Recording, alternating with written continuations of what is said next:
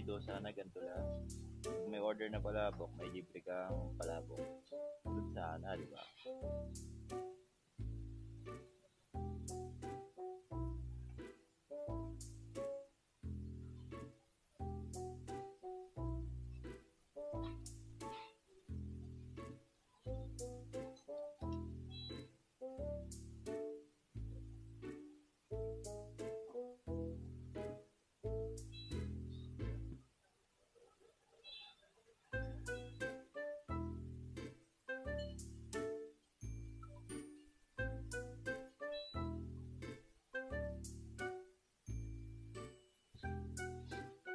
So mga papang pick up tayo dito.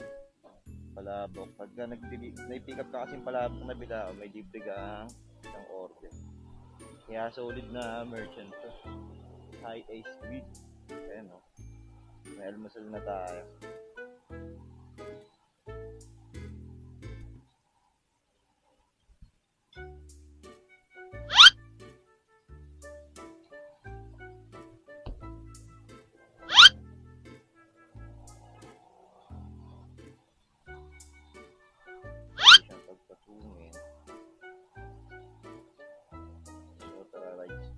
So yun mga papang, solid nga pala yung unang booking natin.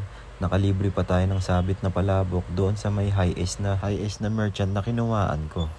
Swerte nga at meron agad almusal. Sakto wala pa akong kain yan kasi nung lumabas ako ay nagmamadali ako. At pagka uwi ko nga ng tanghalian sa bahay ay agad ko nga binakbakan yung palabok na binigay sa akin. Saktong-sakto, mainit-init pa yan. Binakbakan ko, hindi na nga ako minom ng tubig yan. Sobrang sarap. Hindi ko na rin sobrang madali ko. Hindi ko na napiga yung kalamansi eh. Ayun o. Pak na pak yung mukha ni Tito Rap. Gutom na gutom kasi walang almusal bago bumiyaya. So yun lang mga papang. Salamat nga pala sa panonood ng Food Tripan vlog ni Tito Rap. Paalam.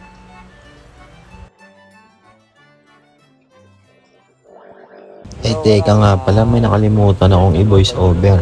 Siyempre nagpapasalamat nga pala ako sa mga nagsusubaybay pa rin sa aking mga homies. Yung mga solid na homies na humingi sa akin ng sticker at walang sawang sumusuporta kay Tito Rap. Maraming salamat sa inyong mga papangkong tunay. Mahal ko kayo. Ay. Paano? Ito, nagatid. So, wala mga papang yung idol ko. Hustle and grind all the way. Ito. Ay. So, wala mga papang.